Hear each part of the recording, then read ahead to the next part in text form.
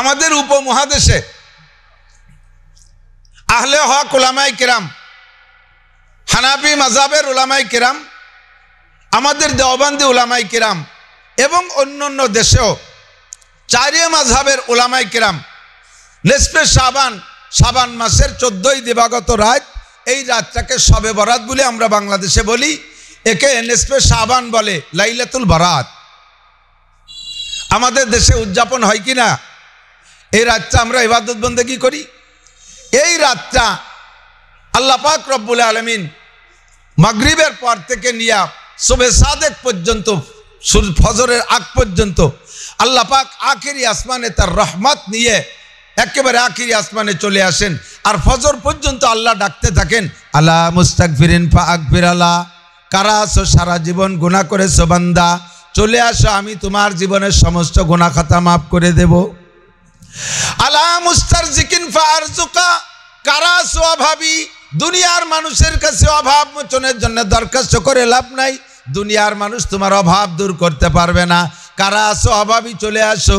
ও দুনিয়ার যুবকরা আসো, তাড়াতাড়ি আসো। হাসিনা খালেদার কাছে চাকরি চেয়ে লাভ নাই, দুনিয়ার মানুষের কাছে অর্থ চেয়ে লাভ নাই। চাইতে হলে ওয়াইজা সাল তুমপাস আল্লাহ, চাইতে হলে কার কাছে? আল্লাহ পাক নিজেই আখেরি আসমানে আইসা ডাকতে থাকে, আলা মুস্তারজিকিন ফারজুকা, কারা আসো অভাবী, চলে আসো আমি তোমাদের রিজিকের ব্যবস্থা করব। আলা মুস্তাশফিন ফাওয়াফিয়া, কারা আসো অসুস্থ, দুনিয়ার ডাক্তার ব্যর্থ হতে পারে, তোমাকে দুনিয়ার কোনো ডাক্তারে পূর্ণ চিকিৎসা দিতে পারে নাই। অসুস্থ ব্যক্তি আমার কাছে আসো, আমি আল্লাহ পাক তোমাকে সুস্থ করে দেব। এমন করে আল্লাহ পাক ফজর পর্যন্ত ডাকতে থাকি। আমরা এই রাতটাকে ইবাদতের জন্য নির্ধারণ করে থাকি। রাতটা সম্পর্কে হাদিস আসছে, ইবনে মাজার মধ্যে হাদিস আসছে। আমাদের প্রতিবেশী ভাইরা অনেকেই এই রাতের ইবাদত সম্পর্কে সমালোচনা করে, প্রতিবাদ করে, আছে না নাই? কথা বলেন। উনরা বলে লাইলাতুল বরাত এটা কিছুই না, শবে বরাত বলতে কিচ্ছু নাই। যে হাদিস হানাফিরা বলে, মাযহাবিরা বলে এই হাদিস জয়ীফ। একটু বোঝার জন্য বলছি, প্রত্যেকটা ইবাদত ইসলামী শরীয়তের যে বিধিবিধানগুলো আছে এর ভিতরে দুইটা জিনিস লক্ষণীয়। একটা হলো একথা বোঝানোর জন্য একটা ফাজাইল বয়ান করা লাগে, আর একটা মাসাইল বয়ান করা লাগে। ফাজাইলও আছে প্রত্যেকটা ইবাদতের সাথে, মাসাইলও আছে প্রত্যেকটা ইবাদতের সাথে। ফজিলত বর্ণনা করার ব্যাপারে ইমাম আহমদ ইবনে হাম্বল রাহমাতুল্লাহ আলাইহি বলেন তাসাহালনা বিল ফাজাইল, আর মাসালার ব্যাপারে বলেন তাহাক্কাকনা বিল মাসাইল। ফজিলত বয়ান করার ব্যাপারে আমাদেরকে অনুমতি দিয়েছে, তোমরা ফজিলত বয়ান করার ব্যাপারে খুব লম্বা চওড়া করে বলতে পারো যেভাবে তোমরা হাদিসে পাও। তবে মাসালা বয়ান করার ব্যাপারে খুব সতর্ক থাকবে। মাসালার ব্যাপারে বিলকুল কোনো বাড়তি ছাড়তি করা যাবে না। ওযুর ফরজ কয়টি? জোরে বলেন কয়টি? 3.5 বলার কায়দা নাই, 4.5 বলার উপায় নাই। গোসলে ফরজ কয়টি? 3টি। তায়াম্মুমের ফরজ 3টি, একটু বাড়ানোর উপায় নাই। ওযুর সুন্নাত 10টি, 11টা বানানোর কায়দা নাই। নামাজের ফরজ 13টি, 14টা বলার উপায় নাই। নামাজের ওয়াজিব 14টি, 15টা বলার উপায় নাই। নামাজের সুন্নতে মুআক্কাদা 28টি, ছোট বড় সুন্নাত মিলে বলা হয় 51টি সুন্নাত। 51টি সুন্নাত। নামাজ ভাঙ্গার কারণ 19টি, ওযু ভাঙ্গার কারণ 7টি। এই বিষয়গুলো মাসালার ব্যাপারে অত্যন্ত তাহকিকওয়ালা আমরা, এখানে আমরা একটুও কাটছাট করতে রাজি না। ফাজাইলের ব্যাপারে একটু সুযোগ আছে। এখন লাইলাতুল বরাত সংক্রান্ত যে হাদিসটা আমরা বলে থাকি ইবনে মাজাহ শরীফ, এখানে হাদিস সম্পর্কে বলা হয় যে উনরা বলেন এটা জয়ীফ হাদিস। কি বলে? একটু লক্ষ্য, একটু বোঝার জন্য বলছি, জয়ীফ হাদিস। আরে ভাই, জয়ীফ আর জয়ীফের এগেনস্টে, জয়ীফ মানে কমজোর, জয়ীফ মানে দুর্বল, জয়ীফ মানে দুর্বল, দুর্বলের এগেনস্টে শক্তিশালী। তো জয়ীফ হাদিসটাও হাদিস, শক্তিশালী হাদিসটাও হাদিস। কোন জয়ীফ হাদিস আর দুর্বল হাদিস যদি একাধিক সূত্রে আমাদের কাছে আসে তখন সেটা আর জয়ীফ থাকে না, সেটা শক্তিশালীতে পরিণত হয়। বাকি হাদিসটা হাদিস, নবী পাকের বাণী। কিন্তু জয়ীফ আর শক্তিশালীর পার্থক্য কোন জায়গায় একটু লক্ষণীয়, সেটা হলো বলনেওয়ালা যাদের থেকে আমরা হাদিস পাইছি, যাদের থেকে হাদিস পাইছি, এই বলনেওয়ালার শক্তির উপরে হাদিসের শক্তি, আর বলনেওয়ালার দুর্বলতার উপরে হাদিসের দুর্বলতা। খেয়াল করেন নাই? যেমন উদাহরণ দিলে বুঝবেন, আপনাদের এখানে মাননীয় প্রধানমন্ত্রী আসে, কখন কেমন আসে জানি না, প্রায় আমাদের গোপালগঞ্জ যান। গোপালগঞ্জ যাওয়ার পথে একেবারে ঢাকা থেকে যেখান থেকে বেরোবে গণভবন থেকে বেরোইয়া টুঙ্গিপাড়া পর্যন্ত 1 মাস আগের থেকে পাহারা চলে। 3 দিন আগের থেকে খুব হার্ড পাহারা। যেদিন উনি ঢুকবেন সেদিন প্রত্যেক 20 ফিট 30 ফিট দূরে দূরে পুলিশ দাঁড় করা, উপর দিয়ে মাঝে মাঝে হেলিকপ্টার করে আর্মি মিডিয়ার ভিতর দিয়ে পাইচারি করে। এত সিকিউরিটির সাথে প্রধানমন্ত্রী যান, সব মানুষ জানে। মাঝে মাঝে গেট তৈরি করা হয়, তোরণ তৈরি করা হয়, প্রধানমন্ত্রী আসতেছে। কিন্তু কখনো কখনো আবার আচানক যে বসে এত প্রোগ্রাম ছাড়া। যখনই উনি আমাদের ওদিক যান তখন ওই এলাকার আওয়ামী লীগের যত নেতা আছে একেবারে গ্রাম পর্যায়ের নেতা থেকে সিনিয়র নেতা পর্যন্তরা সকলে জানে যে প্রধানমন্ত্রী আসতেছে। কিন্তু হঠাৎ একদিন চলে গেছে কোনো জানাজানি ছাড়া। বিশ্ব রোডে দাঁড়াইয়া উনি একটু রোড মিটিং করছেন। গ্রামের এক ইউনিয়নের চেয়ারম্যান সাহেব চার দোকানে বসে বসে চা খাচ্ছে, উনি জানে না যে প্রধানমন্ত্রী আসছে। ইতিমধ্যে একজন ভ্যান চালানওয়ালা ভ্যান চালায় যাইয়া চেয়ারম্যানরে বলতেছে, কি চেয়ারম্যান আপনি এখন এই জায়গা ভ্যান চালানি লোক, সমাজে তো উল্লেখযোগ্য না, আপনি এখন এই জায়গা হয়তো এই জায়গা থাকবো না, কোন জায়গা থাকবো? যে প্রধানমন্ত্রী বিশ্ব রোডে, আপনি এখন এখানে? চেয়ারম্যান কোনো মতো মানতে রাজি না। চুপ, বাজে কথা বলিস, প্রধানমন্ত্রী আসবে আর আমরা জানবো না? ফার্দার বলবি রে তুই প্রধানমন্ত্রী দেখছিস না মমতাজ দেখছিস, তার ঠিক কি? দমক যে তাড়ায় দিয়েছে সে চেয়ারম্যানের দমকে টিকতে পারে নাই। খবর হলো ভ্যান চালানওয়ালা। ও লোক চলে যাওয়ার পরে একজন বিশ্ব রোডে মাছ বিক্রি করছে সকালে বাজারে, সে মাছ বেচে দিচ্ছে, ঝুড়ি নিয়ে যায় ওই জায়গা যে চেয়ারম্যান বসা। চেয়ারম্যানে বলতেছে, চেয়ারম্যান সাহেব আপনি যান নাই? কোন জায়গা যাবো? প্রধানমন্ত্রী তো একটু আগে মিটিং করলো ওখানে। হ্যাঁ চুপ কর। আগের জনরে যে জোরে ধমক দিয়েছে, দ্বিতীয় জনরে ধমক অত জোরে দেয়নি, ধমকের সুর স্লো হয়ে গেছে। একই কথা, যদিও মাছ বেচা যাইলেও কইলো, কিন্তু একই কথা কইলো যে ওরে তাড়াই দিয়ে, ধমক ছোট একটা দিয়ে তাড়াই দিয়ে বসে রয়েছে, চা খাচ্ছে হালকা হালকা ভাব। 3 নম্বর এক লোক কুদাল গাড়ে, হাতে একটা বালতি, আপনাদের এদিক ঘরে নাকি জানি না, স্যানিটারি সাফ করে, সুইপার। এ তো সমাজে আরো নিকৃষ্ট। সে আইসে বলতেছে, চেয়ারম্যান সাহেব আপনার কপালে নাই, এই যে চলে গেল প্রধানমন্ত্রী। এখনো লোক জিম ধরে গেছে, কয় কি একই কথা 3 জনে কইল। তবে 3 জন সমাজে দুর্বল। আসলে কি প্রধানমন্ত্রী আসছে নাকি? এবার বিশ্ব রোডে ফোন দিয়েছে, কি ব্যাপার? এই যা যে কইল প্রধানমন্ত্রী বিশ্ব রোডে এসে রোড মিটিং করে গেছে, বলে হ্যাঁ এই যে হেলিকপ্টারে উড়ে চলে গেল। এখন বলেন, একই খবর, প্রধানমন্ত্রীর আসার খবর, দেশে 3 জয়ীফ, একজন ভ্যান চালাই নিয়ে, একজন মাছ বেচা যাইলিয়া, আর একজন সুইপার। এই 3 জন বলছে বিদায় প্রধানমন্ত্রীর কি বিশ্ব রোডে আসা হয়েছে কি হয় নাই? হ্যাঁ বলছে তো 3 জন দুর্বল। এই 3 জন দুর্বলের কথাই কি প্রধানমন্ত্রীর আশা মেনে নেওয়া যায়? কিন্তু প্রধানমন্ত্রী আসছে কি আসে নাই?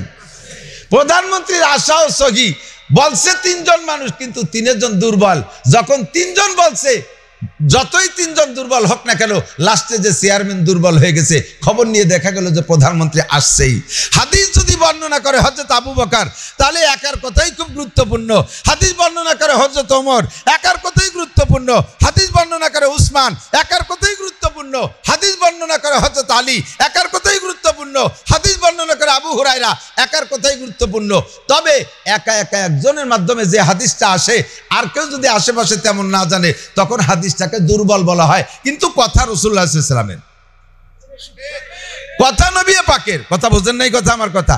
হাদিস নবীর, কিন্তু বলনেওয়ালা আমার থেকে একজন, তার থেকে একজন, তার থেকে একজন, সাথে 10-20 জন ছিল না। এইভাবে হাদিসটা দুর্বল। আর যে হাদিসগুলো একই সাথে 10 জন, 15 জন, 20 জন, 50 জন, 100 জন জানতে জানতে জানতে জানতে আমাদের পর্যন্ত আসছে, এই হাদিসগুলোর শক্তি আলাদা।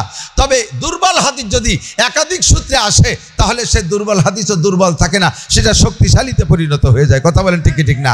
লাইলাতুল বরাত সংক্রান্ত আমার নবী থেকে হাদিস সিদ্দিকা আয়েশা রাদিয়াল্লাহু তাআলা আনহা বলেন, এক রাত্রে নিসফে শাবানে আমি গভীর রাত্রে নবী আলাইহিস সালাতু ওয়াস সালামকে বিছানায় পাচ্ছি না। উঠে গেলাম, দেখি নবী কোথায় গেলেন। যাই দেখি মসজিদে নববীর ভিতরে নবী কাঁদতেছে। পরবর্তী বছরে আবার লাইলাতুল নিসফে শাবান, এই 15ই শাবানের রাত্রে বিছানায় নবীকে পাচ্ছি না। আমি খুঁজতে খুঁজতে গিয়ে দেখি নবী আলাইহিস সালাম জান্নাতুল বাকিতে, মদিনার কবরস্থান জান্নাতুল বাকি, সেখানে গিয়ে নবী আলাইহিস সালাতু ওয়াস সালাম কাঁদতেছেন। পরবর্তী বছর আবার নিসফে শাবানে নবীকে রাতের বেলা পাচ্ছি না। খুঁজতে খুঁজতে গিয়ে দেখি নবী আলাইহিস সালাম ওহুদে চলে গেছে, জান্নাতুল বকিতে পাইলাম না, মসজিদে নববীতে পাইলাম না, আশেপাশে কোনো জায়গা পাই না। আমার তো আতঙ্ক সৃষ্টি শুরু হয়ে গেছে, আরে কপাল আমার নবী এ রাত্রে কি কেউ মেরে ফেললেন নাকি? নবীকে খুঁজতে খুঁজতে আমি একাই চলে গেছি। আমি যাই ওহুদের ময়দানে গিয়ে দেখি 70 জন শহীদের কবর যেখানে, নবী আলাইহিস সালাম সেখানে বসে বসে কান্নাকাটি করতেছে, কখনো লম্বা লম্বা সিজদা দিচ্ছে আর কাঁদতেছে। সিজদা থেকে ফারেগ হওয়ার পরে আমি বললাম, হুজুর আপনি পরপর দেখলাম কয়েকটা রাত, কয়েক বছরেই এই রাত্রে আপনি খুব বেশি ইবাদত করেন, কান্নাকাটি করেন, কারণ কি হুজুর? হুজুর বলেন, আয়েশা যদি দুনিয়ার মানুষ জানতে পারতো যে আজকে রাত্রের কি ফজিলত, আজকে রাত্রে আল্লাহ পাক কি করেন, এইটা যদি দুনিয়ার মানুষ জানতে পারতো তাহলে কোনো মানুষ আজকে রাত্রে ঘুমাইতো না, সারা রাত জায়গায় ইবাদত করতো। হযরত আয়েশা বললেন, ওগো নবী আপনি বলেন আজকে রাত্রে আল্লাহ কি করে? হযরত নবী আলাইহিস সালাম বললেন, আয়েশা আজকে মাগরিবের পর থেকে নিয়ে সুবহে সাদেক পর্যন্ত আল্লাহ পাক বান্দার প্রত্যেকটা জরুরতকে ধইরা ধইরা ডেকে ডেকে বলে, আলা মুস্তাগফিরিন ফাগফিরালা, হে দুনিয়ার সুদখোর ঘুষখোর, হে লম্পট লুচ্চমক্কর গাঁজাখোর এবাকর ফেন্সিডিল কর হিরোইন কর, টোন মারছিস, মন মারছিস, রাস্তা মারছিস, খাল মারছিস, বিজিএফ কার্ড মাইরে খাইছিস, জাতির হক নষ্ট করেছিস, জিনা করেছিস, ব্যভিচার করেছিস, হাজারো অন্যায় করেছিস, বান্দা আসিস না, আয় আয় আয় আয় আমার কাছে আয়, আমি তোর জীবনের সমস্ত গুনাহ ক্ষমা করে দেব। ও বান্দা আয়, তুই একটু তওবা কর, আমি শুধু তোর গুনাহ ক্ষমা করে শেষ করব না। আল্লাহ পাক বলেন, ইদাফ লাহুল আযাবু ইয়াউমাল কিয়ামাতি ওয়া ইয়াকলুদ ফীহি মুহানা ইল্লা মান তাবা ওয়া আমানা ওয়া আমিলা আমালান সালিহা ফাউলাইকা ইউবাদদিলুল্লাহু সাইয়্যাতিহিম হাসানাত। আজকে রাতে তওবা কর, আয় আমার কাছে সারেন্ডার কর, আয় আমার কাছে ক্ষমা চা, তোর গুনাহ শুধু ক্ষমা করে শেষ করব না, তোর সারা জীবনের সমস্ত গুনাহকে আমি আল্লাহ নেকি দ্বারা পাল্টাইয়া দিব। এবার হুজুর বললেন, আয়েশা উম্মতের কাছে জানাই দিতে পারো, কুমু লাইলাহা, আমার দিক লক্ষণীয়, কুমু লাইলাহা ওয়াসুমু ইয়াওমাহা, আজকে রাতটা সম্পর্কে এবং দিন সম্পর্কে তোমাদের মাসালা হলো রাত্রে জায়গায় ইবাদত করবা, কান্নাকাটি করবা আল্লাহর কাছে, ওয়াসুমু ইয়াওমাহা ওয়াসুমু নাহারাহা, দিনের বেলা রোজা রাখবা, লাইলাতুল বারাত আমার দিক খেয়াল করতে হবে, ফাজাইল বলছি, মাসাইল শুনে নিতে হবে। আজকে রাত্রে সারা রাত কান্নাকাটি করলে আল্লাহ পাক গুনাহ মাফ করে দেয়, কোন সুবহানাল্লাহ। আজকে রাত্রে আল্লাহর কাছে রুজি চাইলে আল্লাহ রুজির দরজা খুলে দেয়, বলেন সুবহানাল্লাহ। আজকে রাত্রে আল্লাহর কাছে শিফা চাইলে আল্লাহ সুস্থ করে দেয়, বলেন সুবহানাল্লাহ। আলা কাজা আলা কাজা, তিনটে কথা হাদিসের মধ্যে বলে নবী বললেন, এরকম এরকম যার যত জরুরত আছে, তোমার মেয়ের বয়স বেড়ে যাচ্ছে, বিয়ে হচ্ছে না, তুমি ওই রাত্রে আল্লাহর কাছে বলো। এ ভাই এদিক তাকান, আমাদের দেশের মানুষের স্বভাব এমন হয়েছে, যত দোয়া আছে ওই রাত্রে ইমাম সাহেব রেডি করাবে, ইমাম সাহেব সবাই দোয়া করে দিতে হবে, ওই রাত্রে ইমাম সাহেব দোয়া করবে। আরে যারে দিয়ে দোয়া করবেন, যে যখন মুনাজাতে হাত তোলে তার নিজের জরুরতগুলো মনে আসে আগে, এইগুলোই সে বলে। আপনার কত প্রয়োজন রয়েছে সেগুলো ইমাম সাহেব বলতে পারে না, আপনারটা কিভাবে বলবে? আর আপনি যে বিষয়গুলো ইমাম সাহেবের কাছে বলছেন, ও বিষয়গুলো যদি মসজিদের মধ্যে ইমাম সাহেব মাইকে সবাই নিয়ে বলে, তাহলে দিনের বেলা আপনি মুখ দেখাইতে পারবেন না। ইমামরা কানে কানে বলছেন, হুজুর আমার ছোট মেয়েটার বয়স 39 বছর, নাম তার কাজলি, একেবারে কাকের বাচ্চার মতো কালা, তার বিয়ে হচ্ছে না, একটু দোয়া করেন, সবে বরাতে বলে আল্লাহ দোয়া কবুল করে, একটু দোয়া করেন। ইমাম সাহেব মাইক ধরে বলে দিল, আল্লাহ চাচার নাম কালা মিয়া, মাইয়ের নাম কাজলি, কাকের বাচ্চার মতো কালা, বয়স তার 39 বছর, এর বলে বিয়ে হচ্ছে না, আগামীকালকে বিয়ে দিয়ে দিও। এই মুনাজাত যদি ইমাম সাহেব মসজিদে কয়, আগামীকাল সকালবেলায় কালামিয়া চাচা রাস্তায় নামতে পারবে, ওই কাজলি সমাজে দাঁড়াতে পারবে, তোর বিয়ের কথা দোয়া আছে হুজুর। এরকম নানান জরুরত আছে যেগুলো পেশ করা যায় না। আমারটা আমি বলবো আল্লাহর কাছে, কথা বলেন, আমারটা আমি বলবো। আজকে রাত্রে আমি কি বলবো? আমার জীবনে যত সমস্যা আছে সেই সমস্যাগুলো আল্লাহর কাছে উত্থাপন করব, উপস্থাপন করব, আল্লাহর কাছে বলবো। রাতটা কান্নাকাটির রাত, খুব বুঝার বিষয়, রাতটা কান্নাকাটির রাত। এ রাত আনন্দের রাত না, ভালো করে বুঝতে হবে বাবা, আমার দিক তাকান। এ রাত আনন্দের দিন না, লাইলাতুল বারাত সবে খাওয়ার রাত না, এটা হালুয়া রুটির রাত না, এটা গরুর গোশত খাওয়ার রাত না, এটা বিরিয়ানি খাওয়ার রাত না, এটা কান্নাকাটি করার রাত। কারণ আজকে রাত্রে আগামী 1 বছরের জন্য আপনার তকদিরের একটা খসড়া তালিকা তৈরি হবে। আগামী বছর আপনি বাঁচবেন না মরবেন, আপনার সম্পদ আসবে না যাবে, আপনার গার্মেন্টস 2টে 5টা বাড়বে না, যেটা আছে ওইটা আগুন লাগবে। আপনার আরো 20টা গাড়ি হবে না, এই গাড়িগুলো অ্যাক্সিডেন্ট করে ধ্বংস হবে। আপনার ছেলে মেয়েগুলো সামনে ছেলে হবে না মেয়ে হবে, আপনার ছেলে মেয়েগুলো পাস করবে না ফেল করবে, এ সব আজকে রাত্রে লিখবে। আর যা লিখবে একটাও তো ফেরেশতা আপনারে খাতা দেখাই লাগবে না। কতক্ষণ সব লিখতেছে, আমি কিচ্ছু জানি না। আমার নামে কি লিখতেছে তা আমি জানি না। আমার নামে লিখতেছে তুমি স্টক করবা, আমার নামে লিখতেছে তোমার বউ স্টক করবে, আমার নামে লিখতেছে তোমার মা মারা যাবে, আমার নামে লিখতেছে তোমার ছেলে আগুনি পড়ে মারা যাবে, আমার নামে লিখতেছে আমার গাড়ি 5খানা অ্যাক্সিডেন্ট করবে, আমার নামে লিখতেছে আমার গার্মেন্টসে আগুন লেগে যাবে। এইগুলো আমার নামে লিখতেছে। আর আমি সেই রাত্রে জিলাপি খাচ্ছি, আমি সেই রাত্রে আনন্দে জিলাপি খাই। আল্লাহ কয় তার নামে এত নেগেটিভ লেখার ভিতরে যেহেতু সে খুশি, ঠিক আছে এইগুলোই লিখে দাও, ওর নামে এইগুলোই লিখে দাও, দিয়ে দাও। ও এত খুশি তো জিলাপি খায়। রাতটা কান্নাকাটির রাত, রাতভর চাইবেন আল্লাহর কাছে। সুমু ইয়াওমাহা, দিনের বেলা রোজা রাখবেন। এর নাম হলো অনাশন ধর্মঘট। মাস্টার যারা আছেন তারা আমারে সাক্ষী দেন। মাননীয় প্রধানমন্ত্রী জননেত্রী শেখ হাসিনার কাছে 2 টার্ম না 1 টার্ম আগে আমার মনে আছে, বাংলাদেশের সমস্ত মাস্টাররা তাদের সারা জীবনের অনেক অনেক দাবি, কোনো দাবি সরকার কবুল করে না। লাস্টে যাইয়া পল্টন ময়দানে শীত হয়ে শুইয়া বুকের উপরে প্লেট থুইয়া না খাই অনাশন ধর্মঘটে নেমে পড়ছিল, মনে আছে নাকি? অনাশন ধর্মঘট, পেটের উপরে প্লেট থুইয়া শীত হয়ে শুয়ে রয়েছে, খাবে না, কোনো মতে খাবে না। যতক্ষণ পর্যন্ত সারা জীবনের মুনাজাত হাসিনে কবুল না করবে অতক্ষণ পর্যন্ত খাবে না। এভাবে শুয়ে রয়েছে 3 দিন। ফাঁকে ফাঁকে কোনো কোনো চালাক মাস্টার গোপনে যে খাইয়েছে, আবার প্লেট পিঠে পেটের ভর্তি আবার শীতে শুয়ে রয়েছে। কিছু কিছু মাস্টার আছে খুব কেটি, এই মাস্টাররা 3 দিনই খাই নেই, একেবারে নিস্তেজ হয়ে গেছে, দুর্বল, মরে মরে ভাব।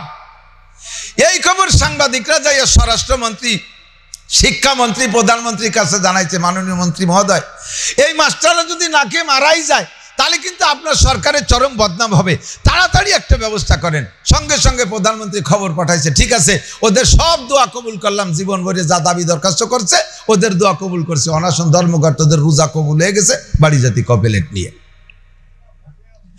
আল্লাহ রসুল বলেন রাত্রে জায়গায় ইবাদত করো, কান্নাকাটি করো। গুনাহ করেন না এরকম কোনো মানুষ আছেন নাকি? কথা বলেন। গুনাহ করেন না এমন কোনো মানুষ আছেন? প্রয়োজন নাই এরকম কোনো মানুষ আছেন? আপনার প্রয়োজন নাই, একেবারে ইস্টাবলিশড কেউ আছেন নাকি? ইস্টাবলিশ, অনেকে কয় আমি ইস্টাবলিশড। কিভাবে ইস্টাবলিশড? কয় আল্লাহ পাক সম্পদ কম দেয় নেই, সব কিছু মিলে আমি ইস্টাবলিশ। 4টে ছেলে মেয়ে, 4টে ছেলে মেয়েই বিসিএস ক্যাডার, 4টে ছেলে মেয়ে সরকারি বড় অফিসার, আমার গার্মেন্টস আছে, গাড়ি আছে, বাড়ি আছে, এখন হেলিকপ্টার কেনার সে সিদ্ধান্ত নিচ্ছি, আমি ইস্টাবলিশ। দোস্ত, দুনিয়ায় কোনোদিন মানুষ ইস্টাবলিশ হইতে পারে? জোরে বলেন, পারে? ইস্টাবলিশ একমাত্র কে? আল্লাহ। যদি কেউ নিজেকে নিজে ইস্টাবলিশ বলে তাহলে ওই লোকটা কাফের। ইস্টাবলিশ মানে লোকটা কাফের। মানুষ কোনোদিন ইস্টাবলিশ হয় না। প্রয়োজনের শেষ নাই, সকলের প্রয়োজন আছে। এই প্রয়োজনগুলো দাবি করার জন্য আল্লাহ তাআলা রাত তৈরি করেছেন লাইলাতুল বরাত। আমরা এই রাত্রে ইবাদত করব।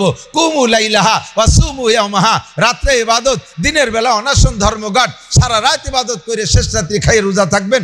ইফতারি সামনে নিয়ে বইসা সন্ধ্যার আগে ইফতার নাড়াচাড়া করবেন। আল্লাহ মাঝে মাঝে কয় খাও না, কে খাও? আপনি বলেন না আল্লাহ খাবো না, কোনো মতো খাবো না। গত রাত্রে যা বলছে এগুলো যতক্ষণ পূর্ণ না করবো ততক্ষণ পর্যন্ত খাবো না।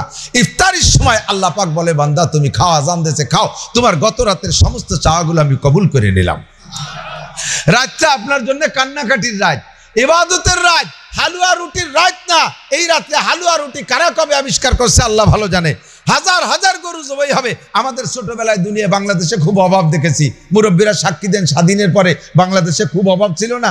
মাঝে মাঝে বলে থাকি, আমি নিজেই রাস্তার পাশের বুনো কচু কয়তো রাস্তার পাশে যে কচুগুলো লাগানো ছাড়া এমনি ক্ষুধা প্রদত্ত ভাবে হয়, এর নিচে ছোট ছোট গাঁট্টি হয়, এগুলো খুঁজে নিয়ে আসতাম। তাই তেঁতুল যে খাটা রান্না কইরা আমরা ওক্ত কাটাইছি, এত অভাব ছিল ছোটবেলায় দেখেছি। আল্লাহু আকবার। সে সময় কুরবানিতে এক এলাকায় যে পরিমাণ গরু কুরবানি না হইতো, এখন শবে বরাত উপলক্ষে তার চেয়ে বেশি গরু জবাই হয়, ঠিক না? বড় বড় ষাঁড় কিনে কিনে রেডি হয়েছে শবে বরাতে খাবে। আরে শবে বরাত খাওয়ার রাত না, শবে বরাত কান্নাকাটির রাত। দিনটাও খাওয়ার দিন না, দিনটা হলো রোজা রাখার দিন। অথচ সেই দিনটাকে আমরা বানায় নিছি খাওয়ার রাত আর খাওয়ার দিন। খাওয়ার জন্য দিন ধার্য আছে আলাদা, এই রায় তার এই দিন খাওয়ার, রায় তার খাওয়ার দিন না। ভালো করে বুঝে নেন, এদিক তাকান। বর্তমান সময় হলো আওয়ামী লীগের সময়। আওয়ামী লীগের সময় তো এই আওয়ামী লীগের সময় বিএনপির যুব দলের এক ছেলে থানার সামনে আওয়ামী লীগের ছাত্রলীগের এক মোটামুটি মাঠ পর্যায়ের নেতারে পুলিশের সামনে রামদাও দিয়ে কোপ দিয়ে 2 ভাগ করে ফেলেছে। মারছে যারে সে আওয়ামী লীগের যুবলীগ বা ছাত্রলীগের ছেলে, মারছে যে সে বিএনপির লোক। পুলিশের কাছে স্পট অ্যারেস্ট, চোখের সামনে ধরা পড়ে গেছে। পুলিশে অ্যারেস্ট করে ফেলাইছে, দৌড়িয়ে জেলে আটকায় দিয়েছে। 2 বছরের মধ্যে জামিন হয় নাই। যেই প্যান্টটা পরে, যেই গেঞ্জিটা পরে অ্যারেস্ট হয়েছে, ওইটাই তার 2 বছরের পোশাক। তার বউ বাচ্চা, মা বাপ, ভাই বোন কেউরে তারা দেখতে দেয় নাই। 2 বছরের ভিতরে পোশাক ছিঁড়ে ফেতা ফেতা হয়ে গেছে।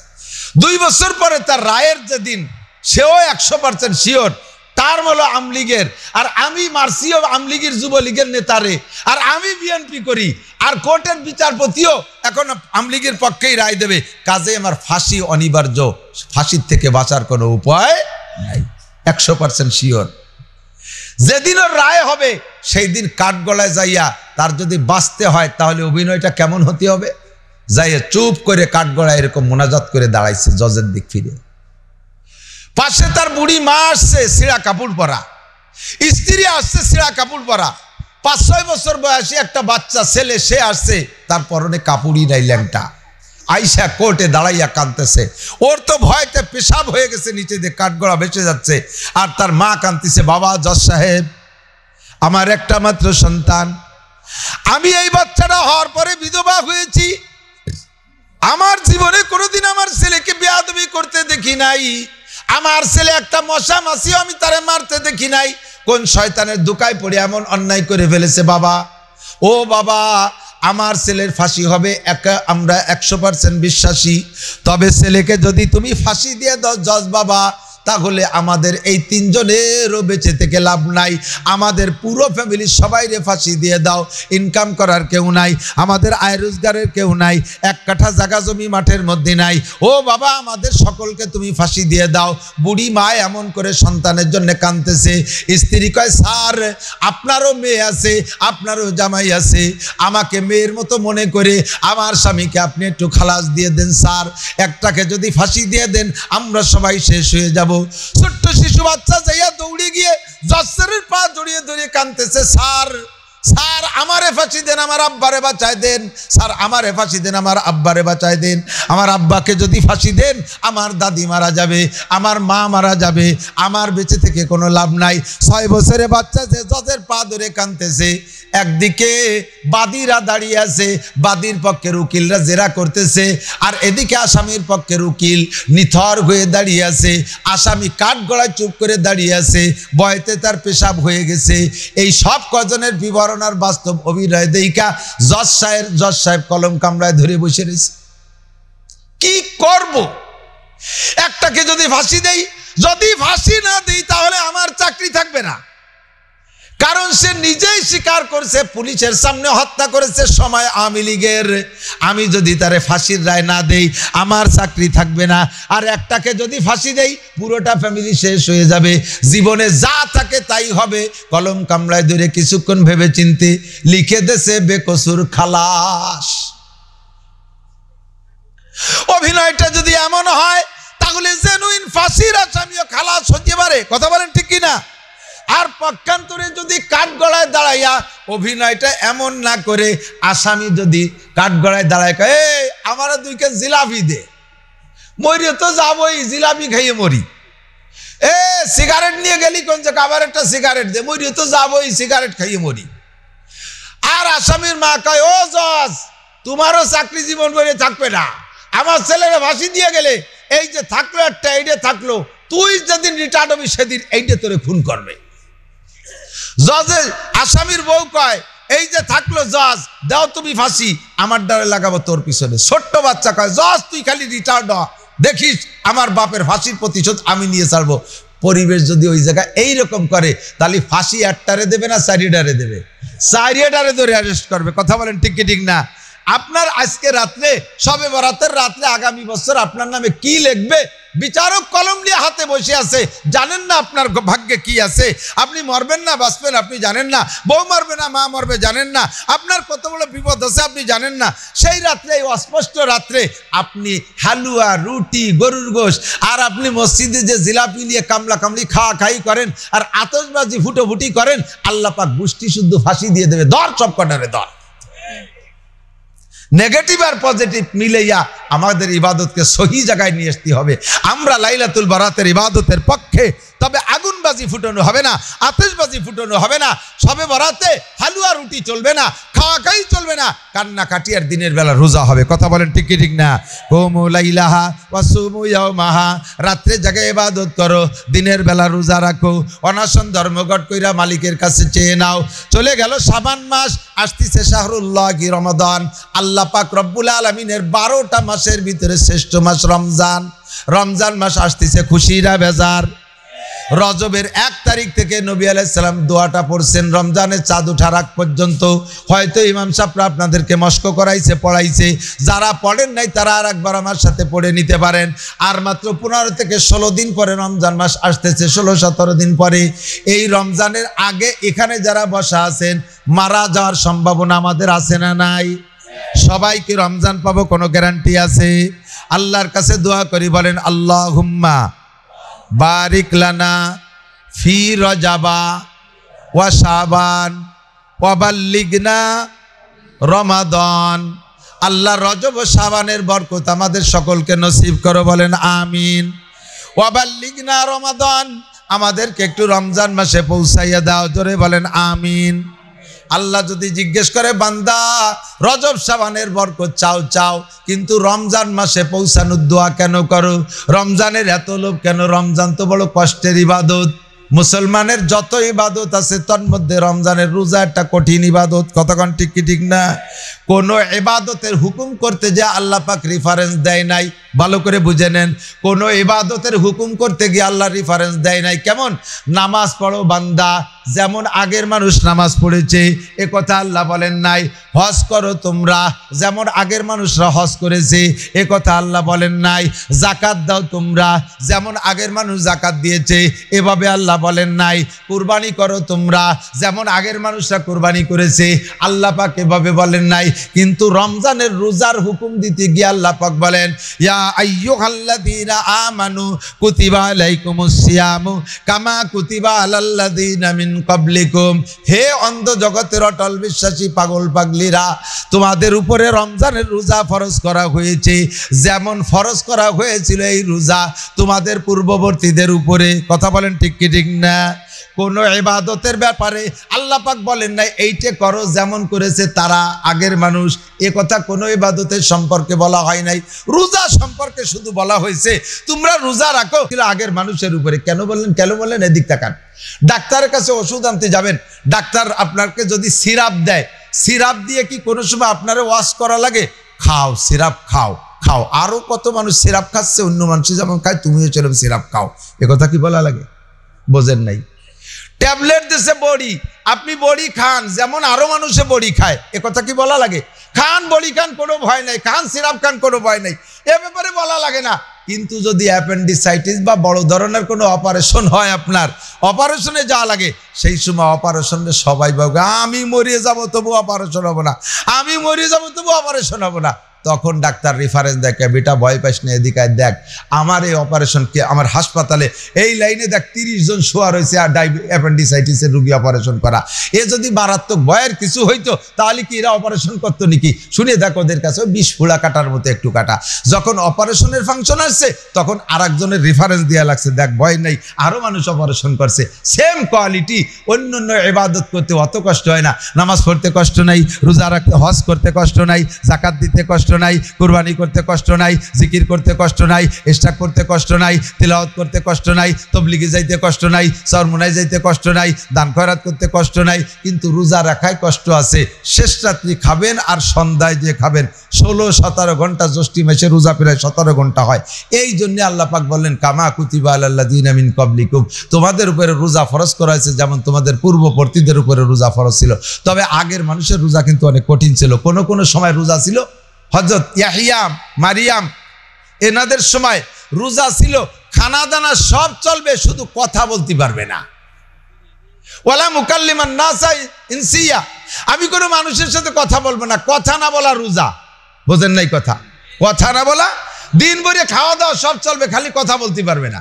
আমরা শুনে মনে মনে খুশি হয়েছি যে এইরকম রোজা যদি আল্লাহ আমাকে দিত, এক রোজা 3 মাস ধরে থাকতাম, খাওয়া দাওয়া সব চলবে, কথা কব না, রাস্তার কোনায় পড়ে থাকবো, গাতি মারিয়ে লাইথলি উঠবো না।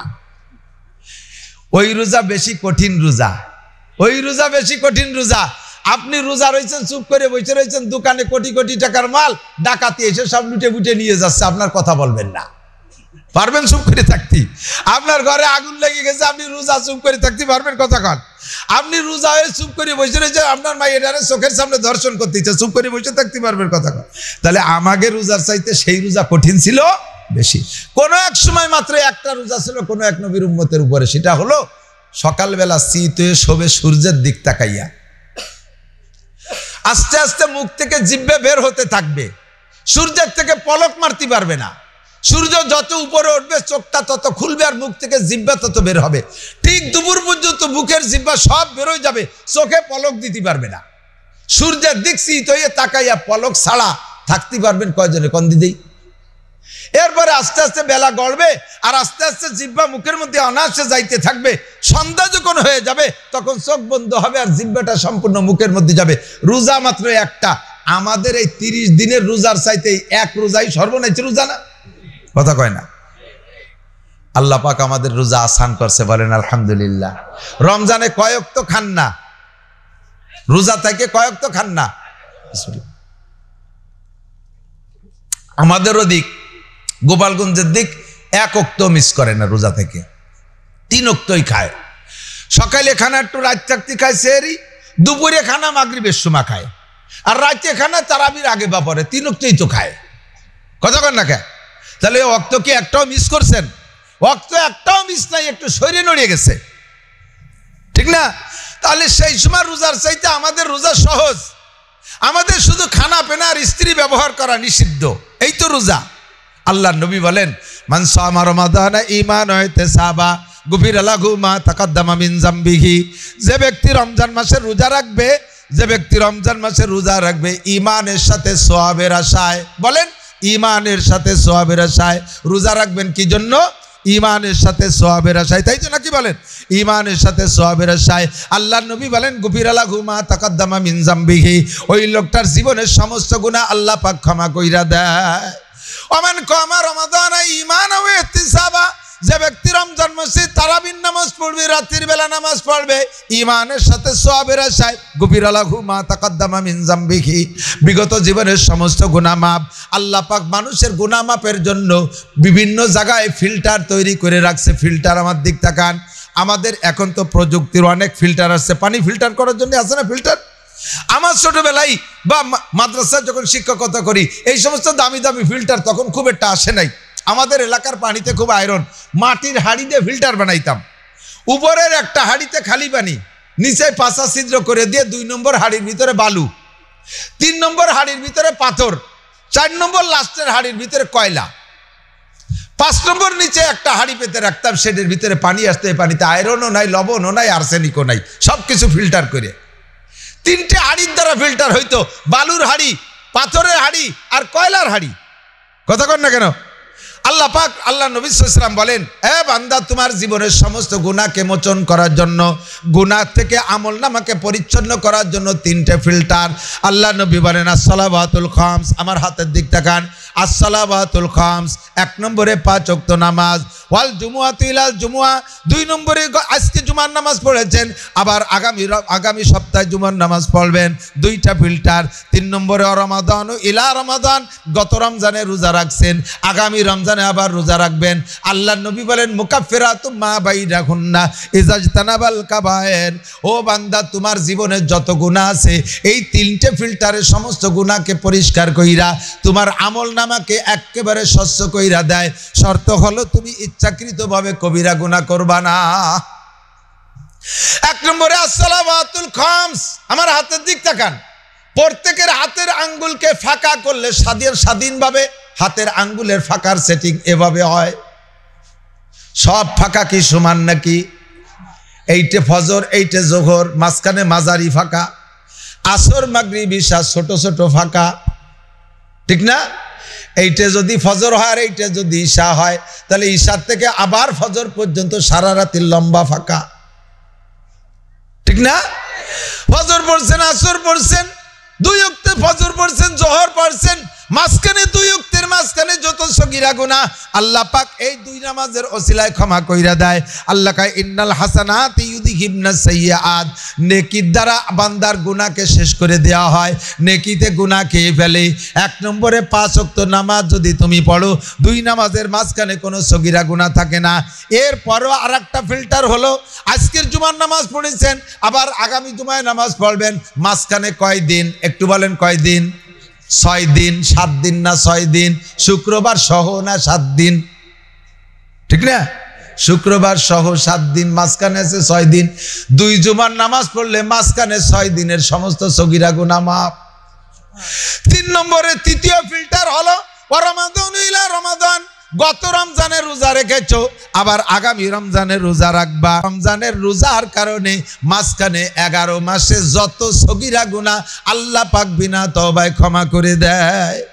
শর্ত হলো ইজাজতানাবাল কাবায়ের, নিজে বুঝে বুঝে কবিরা গুনাহগুলো করবা না, কবিরা গুনাহ থেকে তুমি বেঁচে থাকবা। আল্লাহ নবী বলেন কামিন সাইমিন লাইসা লাহু মিন সিয়ামিন লাযমা, এই রোজার এত ফজিলাত, রমজানের রোজার ওসিলা আল্লাহ গুনাহ মাফ করে দেন, একটুও গুনাহ থাকে না। পাশাপাশি নবী সঙ্গে সঙ্গে নেগেটিভ হাদিস বলে দিলেন কামিন সাইমিন লাইসা লাহু মিন সিয়ামিন লাযমা, হাজার হাজার রোজাদার নারী আর পুরুষ, তাদের রোজায় শুধু ক্ষুধার কষ্ট আর পিপাসার কষ্ট, ভূতের উপর ছাড়া কোনো লাভ নাই, একটা নেকিও তার রোজায় হয় না। সাহাবায়ে কেরাম বললেন মানহুম ইয়া রাসূলুল্লাহ, এরা কারা, কাদের রোজায় ভূতের উপর ছাড়া কোনো নেকি নাই? হুজুর জবাব দিলেন ইয়াসুমুনা ওয়ালা ইউসাল্লুন, আমার দিক, ইয়াসুমুনা ওয়ালা ইউসাল্লুন। 1 নম্বরে রোজা রাখে কিন্তু নামাজ পড়ে না। এরকম আল্লাহওয়ালা লোক আছে না নাই? কথা কন, রোজা রাখে নামাজ পড়ে না, ইফতারি খাইয়া পটপট হয়ে শুয়ে পড়ছে, এই চল নামাজ পড়ে আসি, কথা কইস না, রোজা ছিলাম। উনি রোজা ছিল বলে কথাই কওয়া যাবে না। আবার তারাবির সময় চল তারাবি পড়েছি, কথা বলিস না, রোজা ছিলাম। রোজা ছিল বলে ওর সাথে কথাই বলা যাবে না। কোন ইবাদত এমন নাই যেই এক ইবাদতে কষ্ট হওয়ার কারণে আরেকটা ইবাদত থেকে পরিত্রাণ পাওয়া যাবে, আরেকটা ইবাদতের থেকে আপনাকে ছুটি দেওয়া হবে, এমন কোনো ইবাদত নাই। মাতাফের ভিতর দিয়ে তওয়াফ করতেছে, জায়গা কম, আপনি হেঁটে গেছেন বিদায় পিছিয়ে পড়ে গেছেন, আর নিচে কোনো জায়গা পাবেন না। পুরো মসজিদের মধ্যে দিয়ে 1 গুল্লিতে 1 কিলোমিটার, 7 গুল্লিতে 7 কিলোমিটার। এরপরে মাকামে ইব্রাহিমের পাশে দাঁড়াইয়া নামাজ পড়তে তাও পারবেন কিনা? পিঠির উপর দিয়ে মানুষ লাফাই ফালাইয়া পাড়াই পুড়ে চলে যায়, তার মধ্যে 2 রাকাত পড়া লাগবে।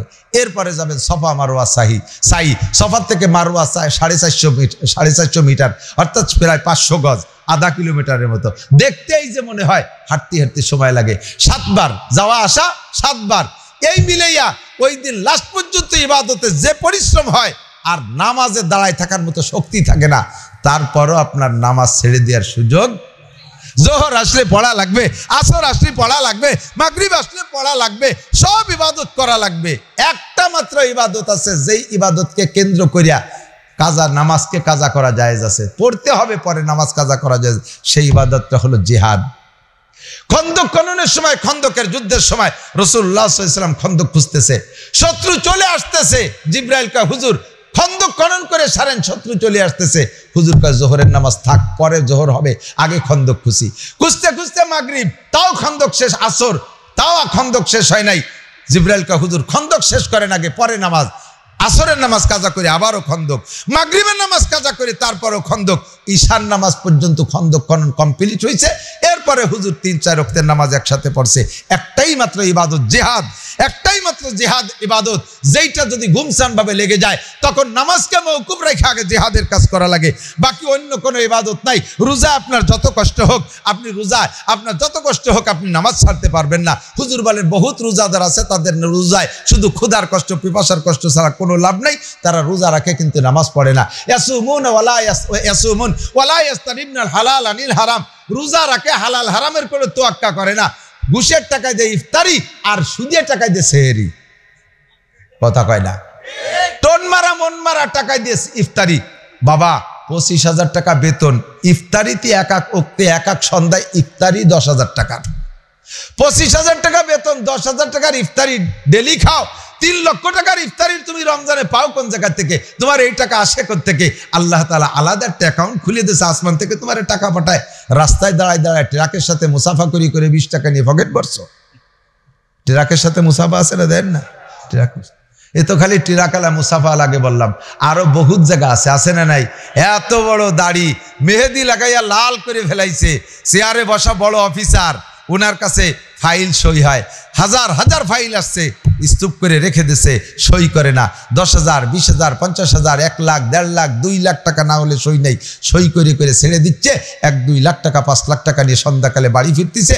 আসার সময় বিদেশি খেজুর নিয়ে দামি দামি ইফতারি নিয়ে সন্ধ্যাকালে একেবারে 50-60 জন নিয়ে বসে সুন্দর করে রোজা রেখে ইফতার করতেছে। আল্লাহ কয় তোমার রোজায় ভূতের উপর ছাড়া কিচ্ছু লাভ নাই, তুমি খাইতেছো হারাম, হারাম টাকায় দিয়ে তুমি ইফতার করতেছো, হারাম টাকায় দিয়ে সেহরি খাইছো, তোমার মতো রোজাদারের দরকার নাই আমার কাছে। কথা বলেন ঠিক কি ঠিক না? মহিলারা রোজা রাখবে রমজান মাসে। আপনাদের এলাকার এখান থেকে বাজারঘাট করে কোন জায়গায় তা জানি না, আমাদের এখন তো জেলা সদর সব জায়গায় মোটামুটি ভালো ভালো মার্কেট হয়ে গেছে। গ্রামের মহিলারা রমজান মাসে ঈদ বাজার করতে রোজা থেকে যায় গোপালগঞ্জ, রোজা রাইখা যায় শহরে বাজার করতে, মার্কেট করতে, নিউ মার্কেট। বেপরদার সাথে এই মহিলারা যাইয়া পর্দা নাই পুশিদা নাই রোজা রাইখা মার্কেট করে আসতেছে। তুমি রোজা রেখেছো, তোমার রোজাটা রাস্তাঘাটে মার্কেটে রেখে আসো, তোমার রোজায় কোনো ফায়দা নাই। তুমি রোজা রাখবা একমাত্র আল্লাহর জন্য, রোজা রাখবা রোজার সমস্ত হুকুক আদায় করে। রমজান মাসে আপনারা যদি কেউকে ইফতার করান, এদিক তাকান, ইফতার করান, পরিষ্কার হাদিসে শুনেছেন, বহুবার শুনবেন, রমজানে যদি আরেকজনকে ইফতার করান তাহলে যারে ইফতার করাইছেন সে রোজা রেখে যে পরিমাণ নেকি পাইছে সম পরিমাণ নেকি আল্লাহ তাআলা আপনার আমলনামায় দিয়ে দেবে। একটু ইফতার করানোর সুযোগ নেওয়া যাবে না ইনশাআল্লাহ? এখানে আর একটা মশালা আছে, অনেকে আছে ইফতারির দাওয়াত পাইলে যাইতে চায় না। ইফতারির দাওয়াত করছে, আমার বাড়ি ইফতারির দাওয়াত করছে, যাইতে চায় না। কেন? সারাদিন রোজা রাখলাম না খাইয়ে, আমি উনার বাড়ি 2 খেজুর আর একটু খেচুড়ি খাইয়ে আমার পুরো রোজার নেকিটা দিয়ে আসবো, অত বড় লস করতে রাজি নেই। এদিক তাকান, আপনি যদি ওই বাড়ি ইফতার করেন, ওই বাড়ি ইফতার করেন, ওই ভাইরে আপনি একটা রোজার সওয়াব দিয়ে আসছেন ঠিক, কিন্তু আপনার রোজার একটু নেকি কমবে না। পাশাপাশি একটু নিয়তটারে সহি করে ফেলেন, আপনি ওই বাড়ি ইফতার করার সাথে সাথে আপনার আমল নামে 10 বছর এতেকাফের সওয়াব দান করা হবে, আপনাকে দেওয়া হবে। আপনি খেয়ে আসবেন, আবার আপনাকে 10 বছর এতেকাফের সওয়াব। সেটা কি? আপনি ইকরামের নিয়ত রাখেন, আমার ভাই একটু ইফতার করাচ্ছে, আমি যদি তার বাড়ি ইফতার করি তাহলে তার একটা রোজার নেকি বেশি হবে, আমার নেকি যেহেতু কমতেছে না, তার একটা রোজার নেকি বেশি হয়ে যাবে, আমার ভাইরে আমি এই নেকির উপকার টুক করে আসি। এই ইকরামের নিয়ত করলে আপনার আমল নামায় 10 বছর এতেকাফের সওয়াব হয়ে যাবে। রমজান মাসে সাধ্য অনুযায়ী চাইবেন কেউ না কেউ ইফতার করাইতে, নিজে হালাল রুজি খাওয়ার চেষ্টা করবেন। রমজান মাসে তারাবি মিস করবেন না। আল্লাহ নবী বলেন, ইমানের সাথে সোয়াবের আশায় যদি তুমি রমজানে রোজা রাখো এবং সারা রমজান তারাবির নামাজ পড়ো, ওক্তীয় নামাজগুলো ঠিক মতো পড়ো, রমজানের শেষ পর্যন্ত তোমার আমল নামায় কোনো গুনাহ থাকে না। আল্লাহ তাআলা আমাদের সকলকে রমজানের হক, লাইলাতুল বরাতের হক আদায় করে সকল ইবাদতগুলো সহিভাবে করার তৌফিক দান করে। সবাই বলি আমিন। পহেলা বৈশাখ, সুবহানাল্লাহ, একটু কিছু কন। পহেলা বৈশাখের সাদরে আমরা বরণ করব কি দিয়া? মঙ্গল শোভাযাত্রা আর পান্তা ইলিশ। বছর শুরু করবা পান্তা দিয়া, সারা বছর হাসিনে খালেদার কাছে গরম ভাত চাইয়া পাবা কোন জায়গা? মুরব্বীরা কথা কয় না? ছোটবেলায় বাড়ির থেকে কোনো দিক যাওয়ার সময় বলতাম, মা যাই আপাদের বাড়ি বেড়ে আসি। মা কইতো খালি মুখী যাইস না, সকালে যদি বাড়িতে খালি মুখী বেরোস দিন যাবে খালি না খাইতে না খাইতে। কইতাম তার সাইডে পান্তা বাত্রা যা আছে দেন, পান্তাও খাইয়ে যাইস না, দিন যাবে পান্তা খাতি খাতি। দিনের শুরু যদি করো পান্তা দিয়ে, সারা দিন যায় পান্তায়, বছর শুরু করছো পান্তা দিয়ে, গরম ভাত পাবা কোথায়? এক প্লেট পান্তা ভাত 3000 টাকায় দিয়ে কিনে খায়। সুবহানাল্লাহ বলেন কি বিল্লাহ। আমাদের ওই পাশের এক মহিলার মেয়ে বিয়ে দিয়েছে, তো জামাই মেয়ে ঢাকায় থাকে, তো উনি ঘটনাক্রমে পয়লা বৈশাখের কয়েকদিন আগেই জামাইয়ের বাসায় বেড়াইতে আসছে। আসলে এবার জামাই শাউড়িরে পান্তা ইলিশ খাওয়াবে বিদায় রমনা বটমূলে যাইয়া সিরিয়ালে লাইন দিয়েছে, 3000 রোল নাম্বার ওনার। বহু চেষ্টা করে 3000 রোল নাম্বারের আগে তো চলেই গেছে, লাস্টে তো আর হাড়িতে ভাত থাকার কথা না, কোনো মতে ভাতের একটু পানি পুনি এই দিয়ে 1 প্লেট কিনে নিয়ে গেছে। আর ইলিশ মাছ ও বটি দিয়ে কাটা যায় না, 100 মিলি দিয়ে কাটছে মনে হয়, এত পাতলা। 1 পিস ইলিশ মাছ আর 1 প্লেট পান্তা ভাত 3000 টাকায় দিয়ে কিনে এনেছে। নিয়ে যায় শাশুড়িরে খুব আনন্দের সাথে পেশ করছে, আম্মা আমি ফকিরের বাচ্চা, আমার কপালে হতো না, আপনি মনে হয় কোন জমিদারের মাইয়া, আপনার ভাগ্যে আজকে এটি পেয়ে গেছি। শাউড়ি কয়, মনে মনে কয়, মুখে কয় না, জামাই আদরের সাথে আনছে, তোর প্রতিবাদ করা যায় না। মনে মনে কয় যে তুই পান্তা পাত্রী এত ভালোবাসিস, আগের তো কোনোদিন বলিস নেই, এবার খালি আয় আমার বাড়ি, তোরে পান্তা ভাত দিয়ে মাটি দেব, জম্মের খান খাওয়াবো পান্তা ভাত। শাউড়ি জামাই বাসার থেকে সামান্য পিরিজি করে একটু পান্তা ইলিশ খাইয়া বাড়ি চলে গেছে। মাসখানিক পরে জামাই গেছে শ্বশুর বাড়ি। শাউড়ি সকালে ভান্তা, দুপুরে ভান্তা, রাত্রি ভান্তা, জোহরে ভান্তা, আসরে ভান্তা, 5 ওয়াক্ত ভান্তা, খালি ভান্তা আর ভান্তা। জামাই 2-3 দিন পরে কয়, আম্মা গরম ভাত রান্না করেন না? কয় তোরে ভান্তা ভাত দিয়ে মাটি দেবো, তুই 3000 টাকা দিয়ে 1 প্লেট কিনছিস, আমার 4 আনাও বিল দেওয়া লাগবে না। যাওয়ার সময় পান্তা ভাতের হাড়ি দিয়ে তোর মাথায় হেলমেট বানাই দেবো মোটরসাইকেল। পান্তা খাস পয়লা বৈশাখ, মঙ্গল শোভাযাত্রা, এটা মুসলমানদের কোনো পালনীয় কোনো স্মরণীয় দিন হতে পারে? কথা বলেন ঠিক কি ঠিক না? নববর্ষকে যদি স্বাগতম জানাইতে হয়, নববর্ষকে যদি উদযাপন করতে হয় আনন্দের সাথে আর ভালো খানার সাথে, আমার নবী আমাদের জন্য রেখে গিয়েছেন। নবী পাক বলেন, মান ওয়াসালা ইয়ালি ফিন নাফকাতি ইয়াওমা আশুরা ওয়াসাল্লাহু আলাইহি সাইরা সানাতিহি। খুতবাতুল হাকামের ভিতরে, আশুরার খুতবার ভিতরে দেখতে পারেন হাদিস, পরিষ্কার হাদিস। আল্লাহর নবী বলেন, যেই ব্যক্তি মুহররম মাসের 10 তারিখে দিনের বেলা রোজা রাইখা, মুহররমের 10 তারিখে দিনের বেলা রোজা রাইখা রাতের বেলা ফ্যামিলির সদস্যদেরকে নিয়ে উত্তম খানা তৈরি করে খানা খাইবেন, আল্লাহ পাক ওই ব্যক্তিকে ওই খানার ওসিলায় আগামী 1 বছর পর্যন্ত তাদের রুজির বরকত বাড়াইয়া দিবে। মুসলমানদের ভালো খানার দিন আছে না নাই?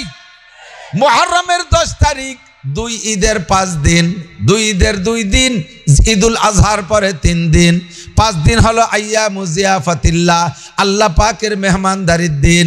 এই 5 দিন রোজা রাখা হালাল না হারাম? জোরে বলেন, রোজা রাখা হারাম। ঈদুল ফিতরের দিন সকলে খানা খাইতেছে, আনন্দ করতেছে।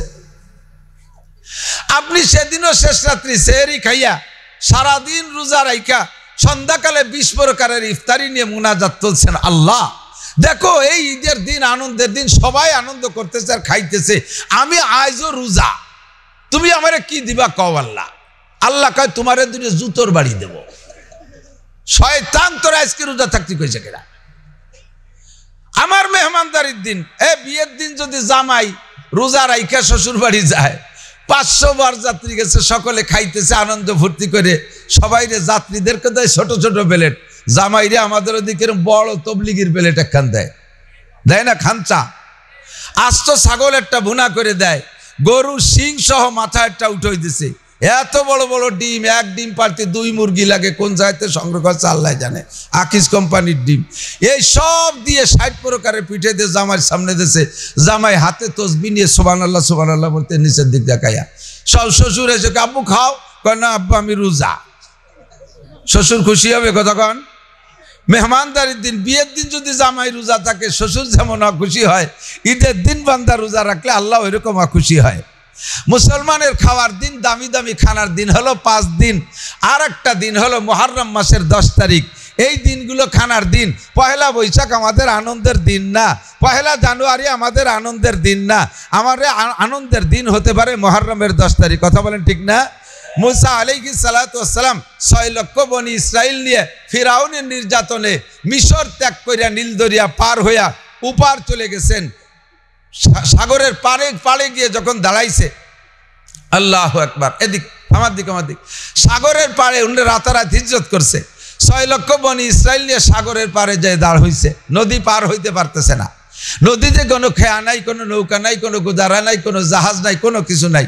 নদীর কিনারে 6 লক্ষ বনি ইসরাইল নারী পুরুষ শিশু বাচ্চা নিয়ে ফিরাউনের নির্যাতনে যে অবস্থান নিয়েছে। ফিরাউন টের পাইয়া 12 লক্ষ সেনাবাহিনী নিয়ে গেছে। কত? 12 লক্ষ সেনাবাহিনী। তো ফিরাউনের যাইতে যাইতে সকাল হয়ে গেছে। এখন বনি ইসরাইল 6 লক্ষ পার হইতে পারি নাই, সবে সাদেক সকাল যখন হয়ে গেছে, 12 লক্ষ সেনাবাহিনী যদি একসাথে ঘোড়ার পিঠে সওয়ার হয়ে যায়, 2-3 মাইল দূর থেকে তাদের আওয়াজ শোনা যায়, পায়ের আওয়াজ, কড়াস কড়াস শব্দ করে আসতেছে। পিছনের দিক তাকায় দেখেছে মেঘের মতো সেনাবাহিনী আসতেছে। বনি ইসরাইল কয়, মুসা তাড়াতাড়ি পারের ব্যবস্থা করেন, ওই যে দেখা যায় মনে হয় ফিরাউন তার দলবল নিয়ে আসতেছে। ফিরাউনের এলাকায় ছিলাম, হয়তো কেউরে মারতো, কেউরে বাঁচাইতো, বিভিন্ন প্রকার জুলুম নির্যাতন করতো। আজকে মুসা তুমি আমাদের সকলকে গুছাই কুড়াই নিয়া রাতের বেলা পালায় চলে আসছো। ও মুসা তাড়াতাড়ি পার করো, নইলে ফিরাউন যদি আমাদেরকে পায় কচু কাটা কইরা নীল দরিয়াকে লাল দরিয়া বানাবে, রক্তে রঞ্জিত করে দেবে। তাড়াতাড়ি পার করো। মুসা আলাইহিস সালাতু ওয়াস সালাম বলেন, বনি ইসরাইল কয় তাড়াতাড়ি পার করো, নইলে উপায় নাই। মুসা আলাইহিস সালাম বলে, আরে কো ফিরাউন? কয় যে ওই তো দেখা যায় সেই বড় ধামলাটা সামলে, ওই যে বড় ঘোড়ার পর বসা, কাছে চলে আসছে, পার হওয়ার কোনো উপায় নাই। মুসা আলাইহিস সালাম কয়, আরে সবর কর, এক ব্যবস্থা হবেই, আমরা আল্লাহর হুকুমে আসছি। বনি ইসরাইল কয়, সবর করবো তো ইপার না, উপার যে সবর করবো, ইপার থাকতে সবর করি কি রে? ফিরাউন মারি ফেলবে আমাদেরকে, আর আমরা ইপার থেকে সবর করবো? আগে পার করো, তারপরে সবর করবো। মুসা আলাইহিস সালাম কয়, আরে রাস্তা একটা পাইলে তো হলো। কয় যে এক রাস্তা, মানে এক রাস্তা যে পার হবে না, রাস্তা লাগবে 12টা। জানো না আমরা এক গোষ্ঠী আর এক গোষ্ঠীর মসজিদে নামাজ পড়ি না, 12টা লাগবে রাস্তা। এমন মুহূর্তে একটা কলা গাছ পাইলে তাই দিয়ে ভেসে পার হলেও জান বাঁচে, আর সে মুহূর্তে রাস্তা লাগবে 12টা। মুসা আলাইহিস সালামকে আল্লাহ তাড়াতাড়ি রাস্তার ব্যবস্থা করো, নইলে উম্মত রাখতে পারতেছি না। আল্লাহ পাক রব্বুল আলামিন বললেন, ইজরিব বিআসাকাল বাহার, তোমার হাতের লাঠি দিয়ে পানিতে বাড়ি মারো। যখনই বাড়ি মারছে ফান ফালাকা, একে পিঠে এনে 12টা রাস্তা হইয়া গেছে। রাস্তার কোয়ালিটি ছিল, পানি এভাবে দাঁড়িয়ে আছে, 2 পানির মাঝখান দিয়ে নিচে শুকিয়ে গেছে। 6 লক্ষ বনি ইসরাইল 12 কম, 12টা রাস্তা দিয়ে উপার পার হয়ে চলে গেছে। ফিরাউন ইতিমধ্যে নীল দরিয়ার পাড়ে আসছে। ফিরাউনের মন্ত্রীর নাম হামান। ফিরাউন আইসা কলার জাড়ে আর বলে, ও হামান, আমি যে তোমাদের খোদা আল্লাহ তা কি ভালো করে বুঝছো? হামান কয়, মহারাজ আমরা তো সব সময় আপনাকে খোদা আল্লাহ বলে জানি, আজকে আবার নতুন কি হলো? কয় দেখো মুসা রাতের বেলা চলে আসছে, সারা রাত মুসা এখানে বনি ইসরাইল নিয়ে বসে আছে, মুসার খোদা রাস্তা বানায় দেয় নাই। আমি 12 লক্ষ সেনাবাহিনী নিয়ে আসছি, আমার হুকুমে আমার কথায় রাস্তা 12টা হয়ে গেছে। ওরা আইছে 6 লক্ষ, 6টা রাস্তা খুলে পারতো, আমি 12 লক্ষ নিয়ে আসছি বিদায় রাস্তা 12টা। তাহলে বোঝো আসল খোদা কি মুসার খোদা না আমি? হামান কয়, মহারাজ আপনাকেই তো আমরা খোদা জানি, আপনার হুকুমই রাস্তা হয়েছে, তাহলে এবার নামেন। ধরতে হবে যাইয়া। ফিরাউন নামবে, তার দলবল নামবে, কিন্তু প্রত্যেকের পাশার নিচে যে ঘোড়া নামবে না। ঘোড়ার মারেফাত হাসিল হয়ে গেছে, ঘোড়া বুঝে ফেলাইছে নামলে বিপদ আছে, ঘোড়া নামবে না। পিটায় পিটায় নামাইছে, সামনের জনের একেবারে ওপাশে যাওয়া হয়ে গেছে, এখনো উঠে পারে নাই, পিছনের জনও নামতে বাকি নাই। 12 লক্ষ সেনাবাহিনী পানির নিচে। সঙ্গে সঙ্গে আল্লাহ পাক বলেন, ও পানি সাবেক বহাল, আগে যেমন ছিলে তেমন হইয়া যাও। তুমি আর একটু পিছিয়ে বসো শোনা। 12 লক্ষ সেনাবাহিনীকে মুহূর্তের ভিতরে পানির মধ্যে ডুবাই শেষ করে দিয়েছে। তারিখ ছিল মুহররমের 10 তারিখ। বলেন আলহামদুলিল্লাহ, বলেন না আলহামদুলিল্লাহ। ও পাশে দাঁড়াইয়া 6 লক্ষ বনি ইসরাইল দেখতেছে বুড়বুড় করে ফিরাউন ডোবে। 12 লক্ষ সেনাবাহিনীর একজন মানুষও মুখ বের করতে পারে নাই। শুধু ফিরাউনকে আল্লাহ তাআলা রাখবে বিদায় ওইটা কোনো মতে ধাক্কায় দুঃখে ঠেলে ঠুলে উপরে উঠছে। ও পানির ভিতরে চুবনি খাইয়া বুঝে ফেলাইছে যে আমার খোদাইগিরি চলে স্থলে, পানির মধ্যে আমার খোদাইগিরি চলে। আল্লাহ যখন ধরছে ছুটতে পারবো না। এবার ফিরাউন মুখ বের কইরা বাসার তাকিদে কয় আমানতু বিরব্বি মুসা ওয়া হারুন, আমি মুসার রব আর হারুনের রবের উপরে ঈমান আনলাম। ভালো করে বোঝেন, কার কার রব? মুসার রব আর হারুনের রব, ওর রব না, কথার মধ্যে অহংকার। আমানতু বিরব্বি মুসা ওয়া হারুন, মুসার রব আর হারুনের রবের উপরে ঈমান আনলাম। আল্লাহ পাক আজরাইল আলাইহিস সালামকে বলে আজরাইল এখনো ওর ভিতর থেকে অহংকার কমে নাই। ও যদি বলতো এখন আমানতু বিরব্বিল আলামিন, তাও আমি আল্লাহ তারে ক্ষমা করে দিতাম। এখনো পর্যন্ত বিরব্বিল আলামিন বলে না, আমানতু বিরব্বি এ কথাও বলে না, আমানতু বিরব্বি মুসা ওয়া হারুন, মুসা আর হারুনের রবের উপরে ঈমান আনলাম। ওরে আরেকটা চুবনি দাও, তবে মারবা না। গাড় ধরে আরেকটা চুবনি দিয়া যখন পেট ভরে গেছে পানি খায়া, এখন বুঝে ফেলাইছে এতটুক কথায় আল্লাহ খুশি না, কাজে আসল কলেমায় যাইতে হবে। এবার শুরু করে দিয়েছে লা ইলাহা ইল্লাল্লাহ, লা ইলাহা ইল্লাল্লাহ বলার জন্য প্রস্তুতি নিয়ে ফেলাইছে। বলছে লা ইলাহা, এ পর্যন্ত যখন বলছে আল্লাহ পাক রব্বুল আলামিন আজরাইলকে বলে আজরাইল ওরে ইল্লাল্লাহ বলার সুযোগ দিও না। যদি ইল্লাল্লাহ বলি ফেলে তাহলে এটা আমার স্বভাব। মান কানা আখিরু কালামিহি লা ইলাহা ইল্লাল্লাহ ফাদাখালাল জান্নাহ, যদি কোনো ব্যক্তি 1000 বছর হায়াত পায় আর গোটা জিন্দেগি ভরে গুনাহ করে, বেঈমানের সাথে থাকে, মূর্তি পূজা করে, কাফের থাকে, অবশেষে যে যদি লা ইলাহা ইল্লাল্লাহ তার মরার আগে পড়ে, আমি আল্লাহ পাক রব্বুল আলামিন তার জন্য জান্নাত ওয়াজিব করে দেই। কাজেই তাকে ইল্লাল্লাহ বলার সুযোগ দেওয়া যাবে না। কেবলমাত্র পড়ছে লা ইলাহা ইল্লাল্লাহ বলতে দেয় নাই।